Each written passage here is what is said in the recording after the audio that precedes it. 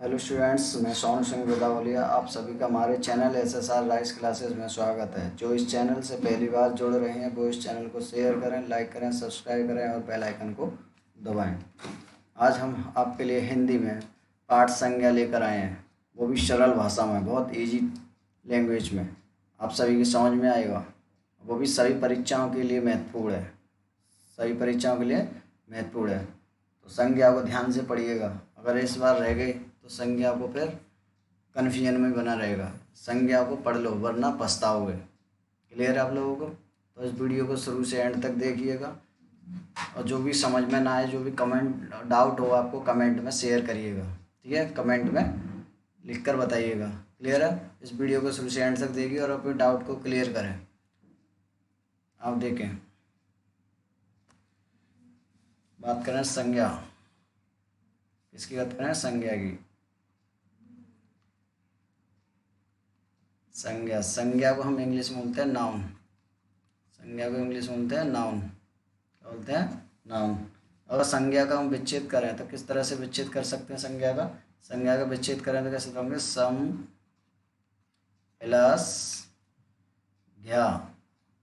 सम plus ज्ञा संज्ञा। Clear है यहाँ तक? तो आप इस तरह से लिख सकते हो। संज्ञा संज्ञा का विच्छेद, संज्ञा को क्या बोलते हैं हम? नाउन बोलते हैं। नाउन को किस तरह, संज्ञा को किस तरह से? सम प्लस ज्ञा। संधि विच्छेद गया, इसका संधि विच्छेद गया। क्लियर है? और संधि विच्छेद आप लोगों को पढ़ा दिया है, तो उसे ढंग से देख लीजिएगा तो आप कर सकते हो। आप अगर जिन लोगों ने वीडियो को नहीं पढ़ा है संधि का, तो संधियों को पूरा पढ़ सकते हैं। लिखिएगा संज्ञा में जिस शब्द से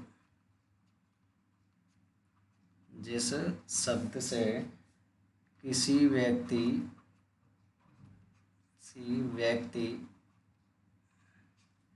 कॉमा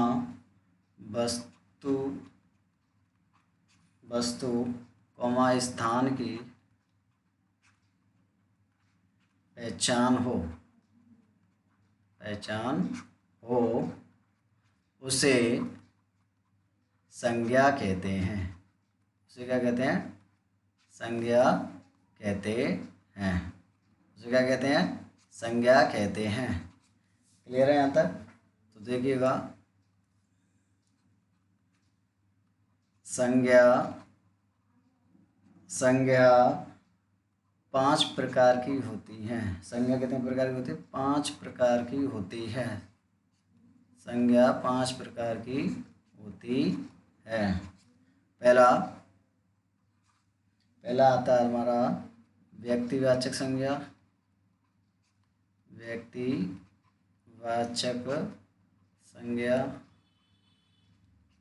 दूसरा आता है आपका जातिवाचक संज्ञा। तीसरा है आपका भाववाचक संज्ञा। क्लियर है? चौथा आता है आपका समूहवाचक संज्ञा।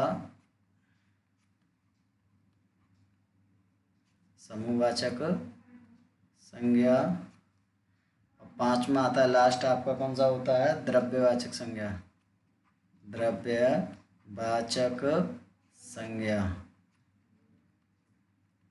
क्लियर है यहाँ तक? तो आप देखिएगा इधर, इनमें से समूहवाचक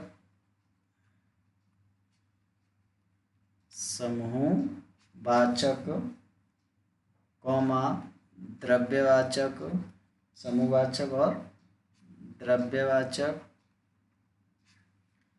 संज्ञा को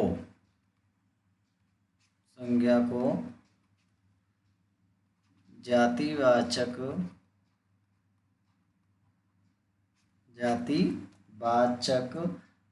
संज्ञा का भेद माना है। संज्ञा का भेद माना जाता है।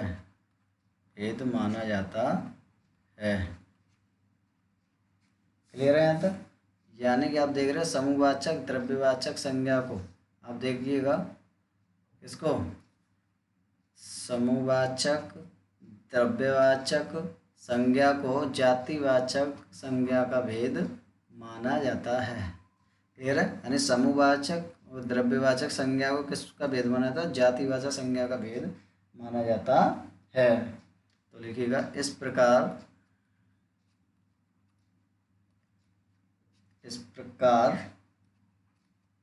उत्पत्ति के आधार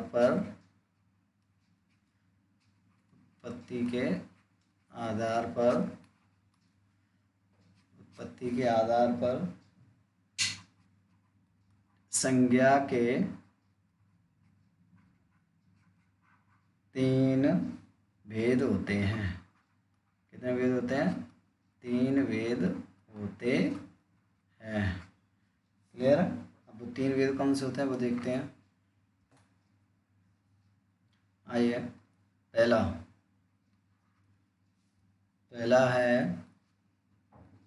व्यक्तिवाचक, दूसरा है आपका जातिवाचक, तीसरा है आपका भाववाचक। तीनों हो गए? तो देखिएगा 3 प्रकार के रह जाते हैं उत्पत्ति के आधार, व्यक्तिवाचक, जातिवाचक, भाववाचक। अब देखिए व्युत्पत्ति के आधार पर व्युत्पत्ति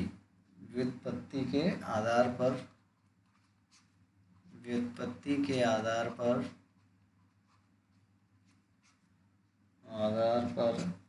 संज्ञा के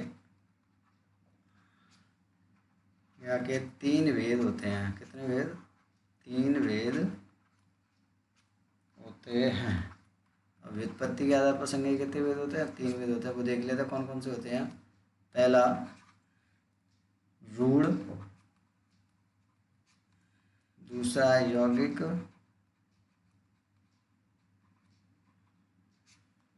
तीसरा आता है आपका योग रूढ़। कौन सा आता है? योग रूढ़। क्लियर? यहाँ तक तो हम पहला वाला पढ़ते हैं। कौन सा? व्यक्तिवाचक। सबसे पहला पढ़ते हैं कौन सा? व्यक्तिवाचक।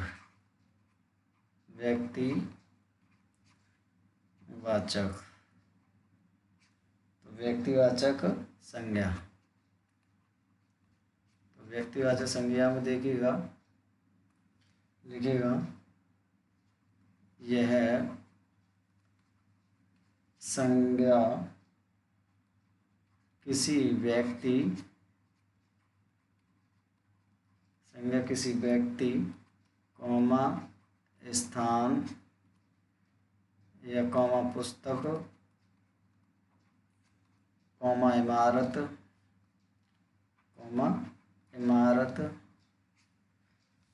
कौमा नदी, कौमा पर्वत, कौमा सागर, कौमा दिन, कौमा महीना, कौमा ऋतु, कौमा देश, दिशा और ग्रह, भाषा, बोली और लिपि एवं प्रमुख घटनाएं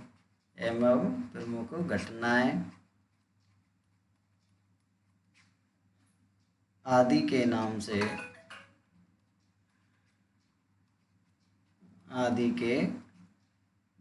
का बोध कराती हैं। आदि का नाम का बोध कराती हैं। ठीक है? आदि के नाम का बोध कराती हैं। तो आप देख रहे हैं ये सभी दे रखे हैं व्यक्तिवाचक में। ये सब क्या उनसे ये शब्द लिखे हुए हैं, ये सब किस में आते हैं? व्यक्तिवाचक संज्ञा में आते हैं। तो नोट करके लिखिएगा थोड़ा। यह सदैव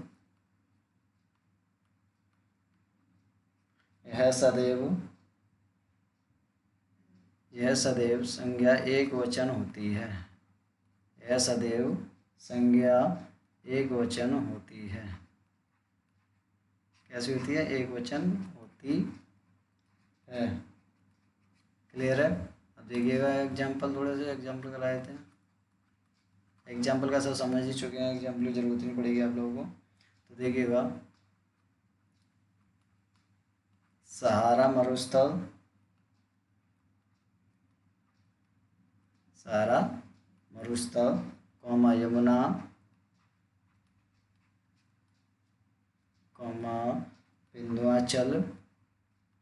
विंध्याचल, विंध्याचल हो गया। उसके बाद काला सागर, काला सागर। उसके बाद सोमवार। भाई इसी से ऊपर से क्लियर हो रहा होगा आप लोगों को, इतना लिखा रखा है। अगस्त, ठीक है। बसंत, बसंत, भारत, पश्चिम, पृथ्वी, क्या है? पृथ्वी,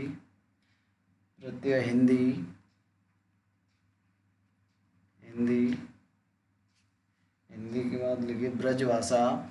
कौन सी भाषा? ब्रज भाषा। और आप देख सकते हैं देवनागरी,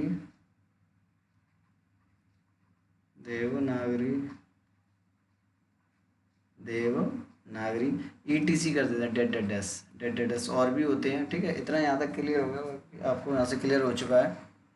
ठीक है, अब देखिएगा दूसरा जातिवाचक। कौन सा है दूसरा? जातिवाचक संज्ञा। जातिवाचक संज्ञा। तो जातिवाचक संज्ञा को देखिएगा, इसमें जातिवाचक संज्ञा में यह संज्ञा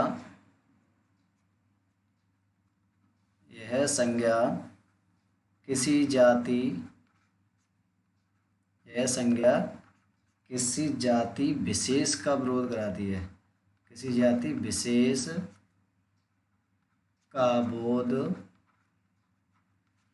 कराती है। ठीक है, कराती है। एग्जाम्पल देख लेते हैं कैसे आते हैं इसके।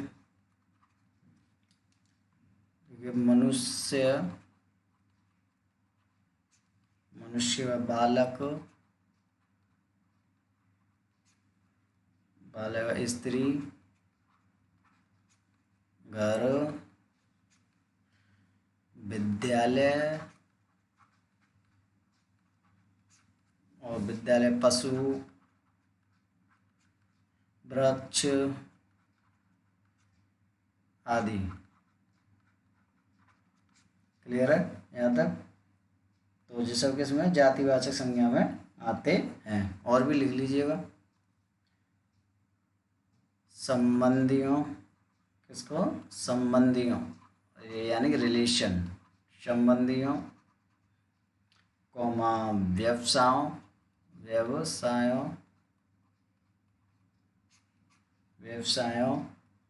पदों, वस्तुओं, यानी आप जिस चीज़ लिखा रहे हैं यानी इससे रिलेटेड आएगा तो सब जातिवाचक संज्ञा कहलाती हैं। पशु, पक्षियों,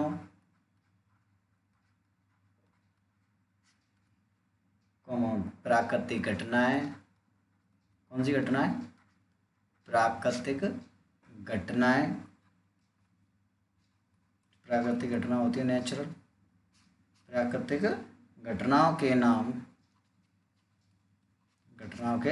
नाम जातिवाचक संज्ञा कहलाते हैं। जातिवाचक संज्ञा कहते हैं। जातिवाचक संज्ञा कहते हैं। और बताइए एग्जाम्पल इतना समझ में आया कि नहीं आया, कि और लिखा है आपको? तो इसी से समझ में आ जाएगा। यह संज्ञा किसी जाति विशेष का बोध कराती है। मनुष्य हो, बालक हो, स्त्री हो, घर हो, विद्यालय हो या पशु हो या वृक्ष हो आदि, या संबंधी हो या व्यवसाय हो या पद हो या वस्तुओं हों या पशु हों या पक्षी हों या प्राकृतिक घटनाओं के नाम आदि सब आते हैं। आप देखना चाहते तो आप लिख सकते हैं एग्जाम्पल्स। तो एग्जाम्पल्स में क्या है, एग्जाम्पल में देख लीजिएगा माता, भाई, ये क्या है, संबंधी है, भाई, मित्र, अरे ऐसे ऊपर से ही आपको क्लियर हो रहा होगा, ये चीज़ तो आपको समझा रहा हूँ मैं। हलवाई, ठीक है, डाकिया, ठीक है, डाकिया हुआ, प्रधानमंत्री हुआ।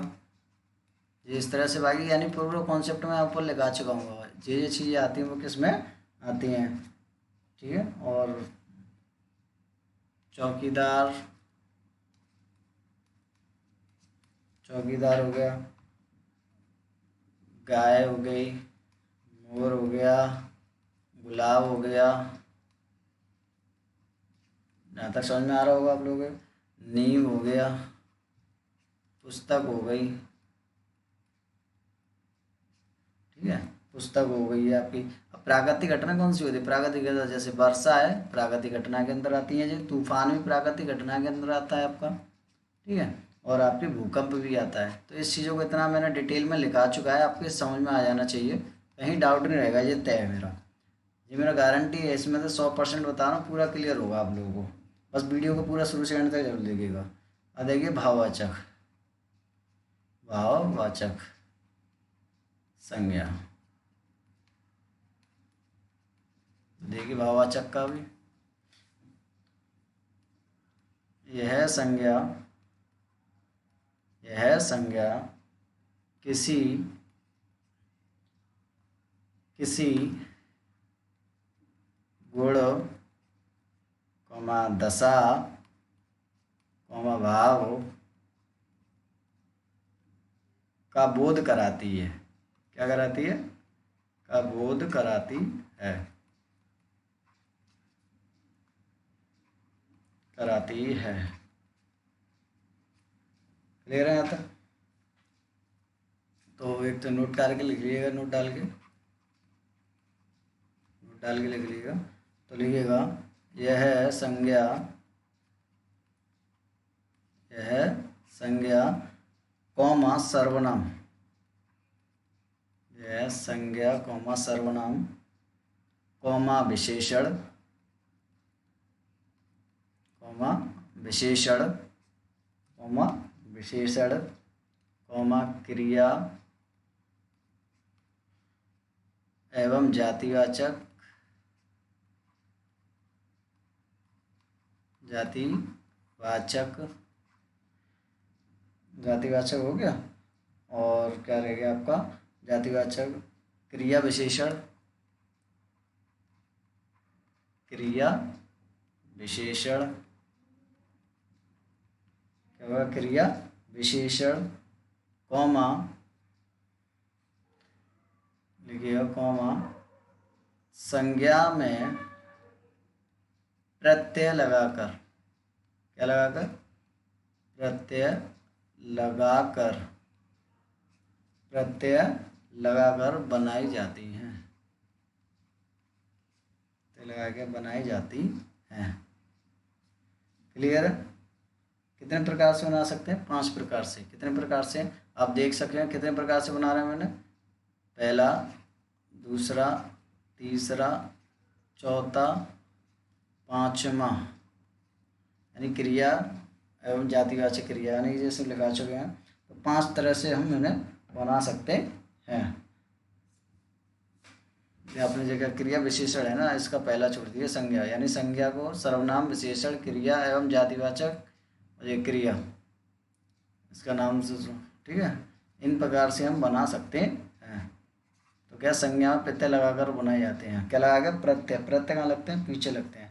जैसे कि पीछे एग्जाम्पल देख लेते हैं। तो देखिएगा एग्जाम्पल, खुशी,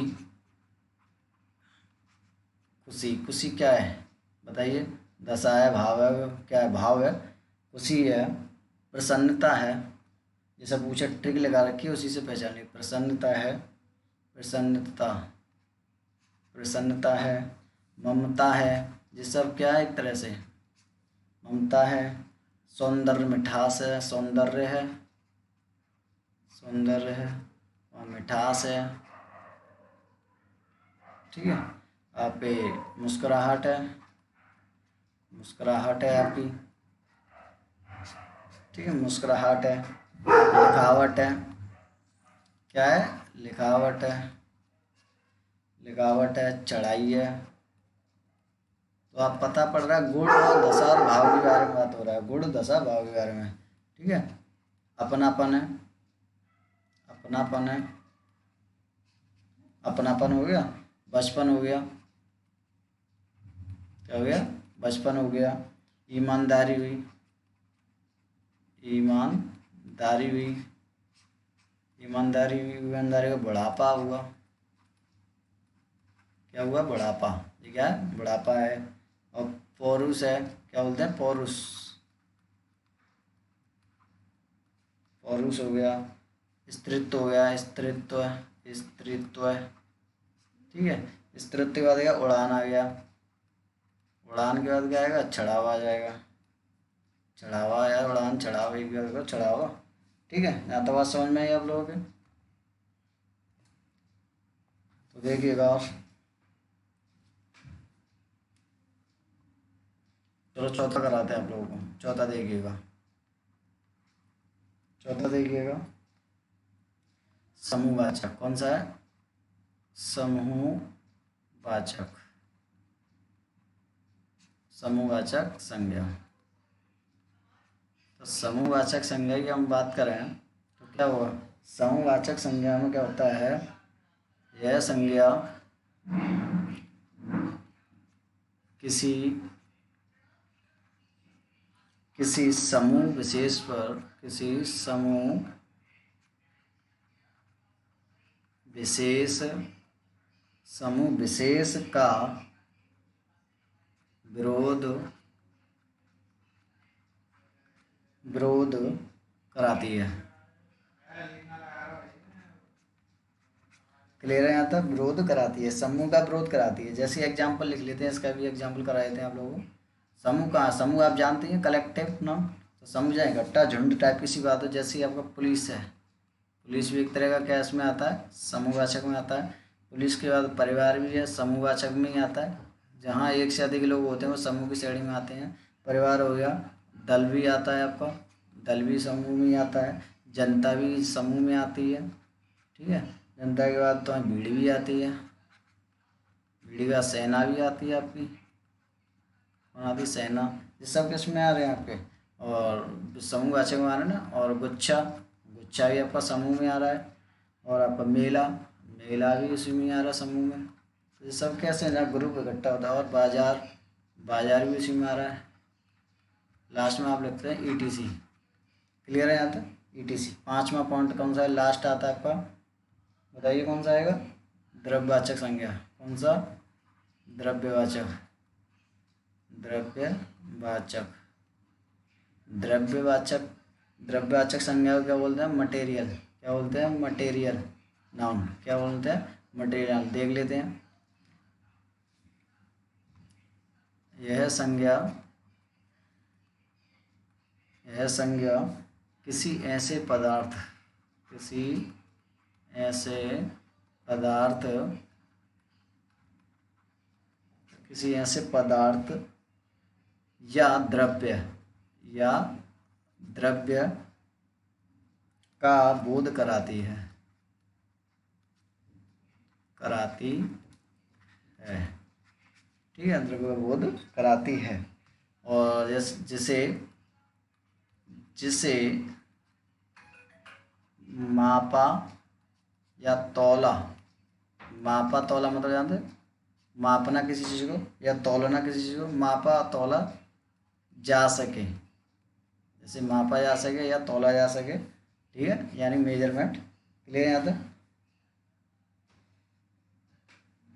क्लियर है यहाँ तक? तो एग्जाम्पल देख लेते हैं। एग्जाम्पल में लिखिएगा, पानी, मिट्टी, पानी, मिट्टी, घी, तेल, इन सभी का हम क्या कर सकते हैं, माप सकते हैं और तौल सकते हैं। इन सभी को क्या करते हैं, माप सकते हैं और तौल सकते हैं। क्लियर है यहाँ तक? लड़की नहीं है, लकड़ी हो गई। क्या हुआ? लकड़ी हो गई, गलती से लग गया लड़की। मोस्टली गलती हो जाती है लड़की और लकड़ी में। तो लकड़ी, ठीक है ना। हवा, गैस, सोना चांदी, सोना चांदी, ETC। क्लियर है? यहाँ तक समझ में आ रहा होगा आप लोगों को? तो यहाँ तक कोई डाउट तो नहीं है आप लोगों को? कोई डाउट हो तो बता दीजिएगा, कमेंट कर दीजिएगा। क्लियर है यहाँ तक? तो ये चीज़ें हमारी क्या हो, द्रव्यवाचक हमने क्लियर करा दिया है। अब बात आती है आपकी रूढ़ संज्ञा और यौगिक संज्ञा और योग रूढ़ संज्ञा, वो और आपको क्लियर कराना है, तो वो भी नोट करा देते हैं आप लोगों को।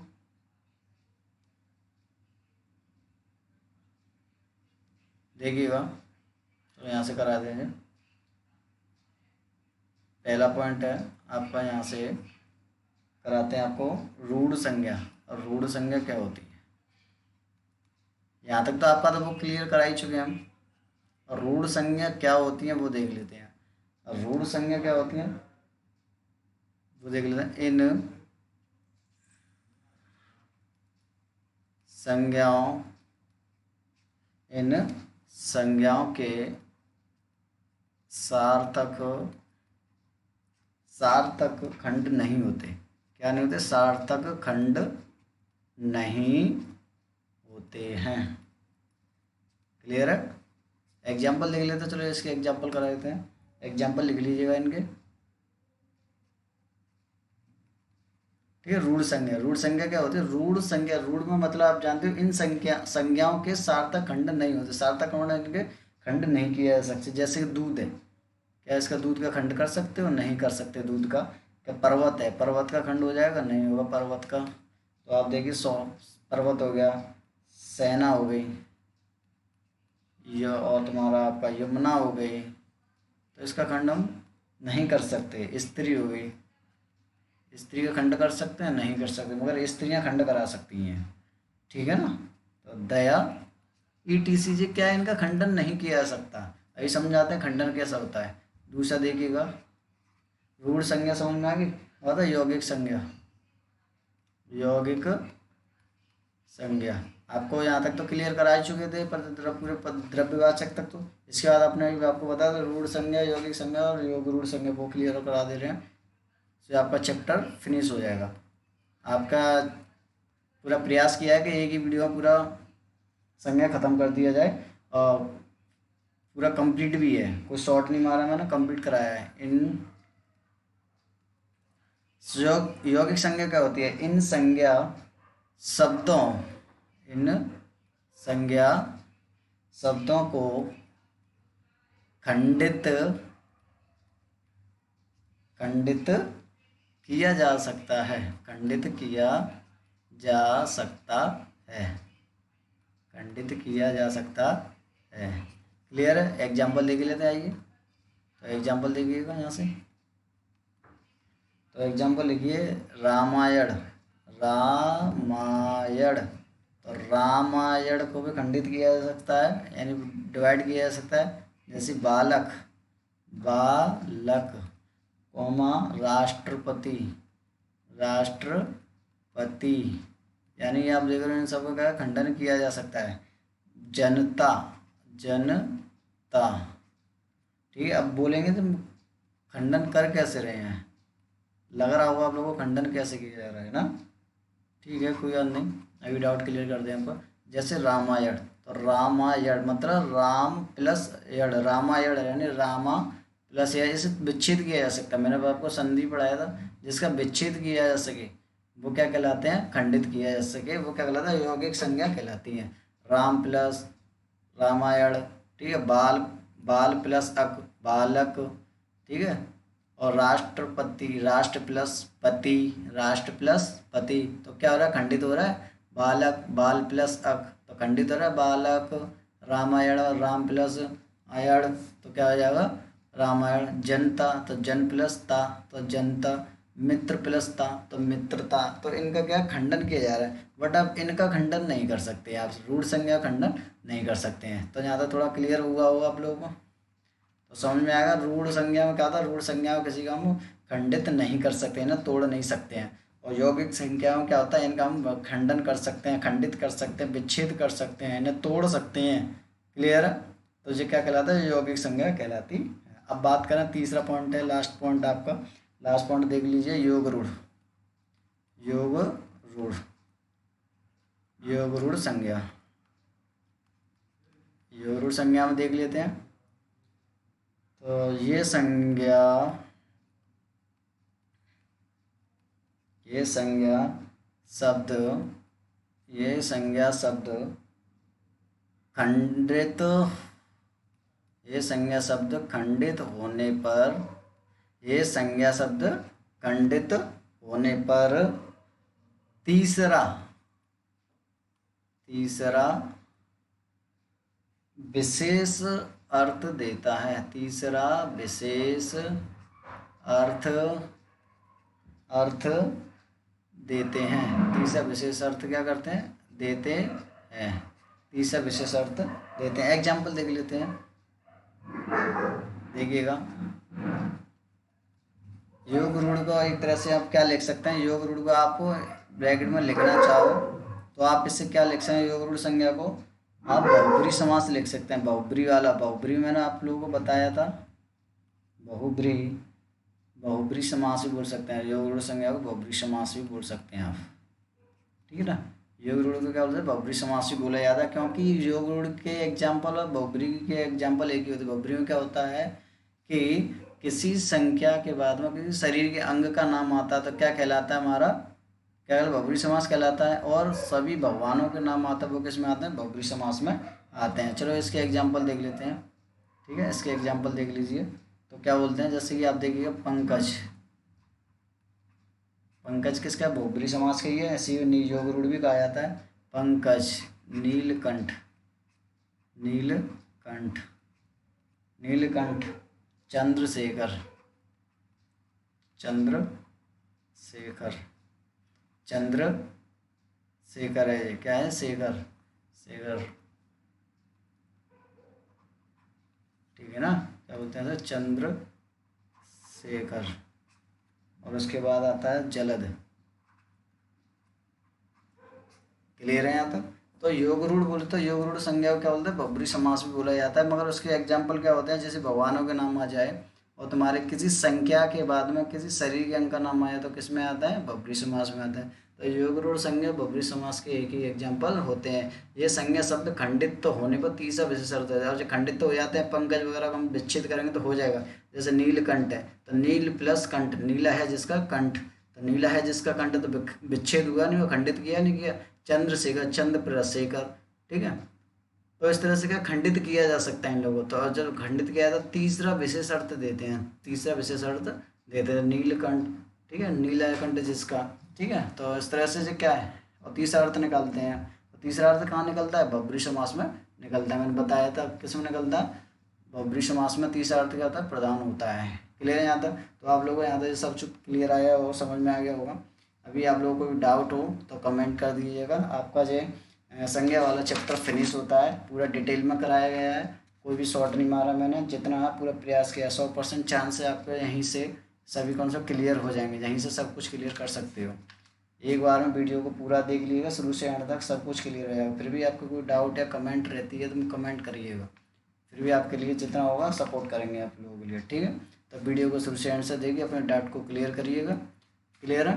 तो आज हमने संज्ञा चैप्टर को फिनिश किया है। नेक्स्ट हम नेक्स्ट चैप्टर लेकर आएंगे आपके लिए, सर्वनाम लेकर आएंगे। क्या लेकर आएंगे, सर्वनाम लेकर आएंगे। तो आपको यहाँ तक क्लियर हो चुका है। तो एक ही बार में आपको क्या संज्ञा की समाप्ति कर चुके हैं। अच्छी तरह से समझ में आया होगा, सरल भाषा में समझा होगा आप लोगों ने। तो यहाँ तक कोई डाउट नहीं रहा होगा, क्लियर है।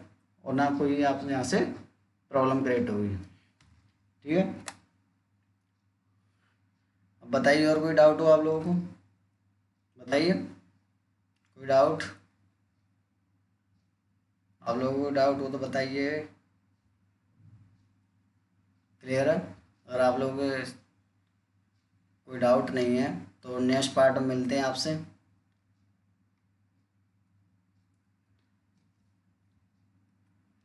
क्लियर। तो मैं आशा करता हूँ कि आप लोगों को यह वीडियो अवश्य पसंद आई होगी, और पसंद आई उस चैनल को शेयर करें, लाइक करें, सब्सक्राइब करें और बेल आइकन को दबाएं।